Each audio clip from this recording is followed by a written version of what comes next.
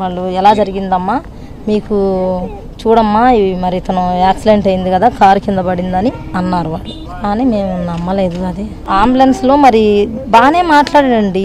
ఇన్ని మాట్లాడిన ఆయన మరి చిన్న దెబ్బలే తగిలినాయి చేతికి, ఇక్కడ తప్పనిచ్చి ఎక్కడా దెబ్బ తగలలేదు.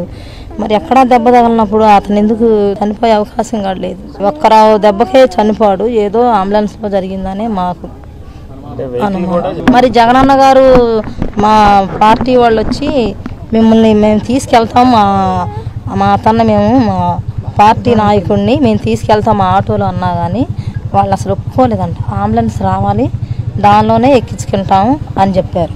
మరి ఈలోపు ఆలస్యమయ్యేలేకి ఇదయిందో మరి ఎట్లన్నా కానీ అంబులెన్స్లోనే ఇదయిందండి. సిగ్గుసరం ఉందా? నేను మాట్లాడుతుందేంటి, నువ్వు ఇచ్చే రియాక్షన్స్ ఏంటి? ఇడియట్.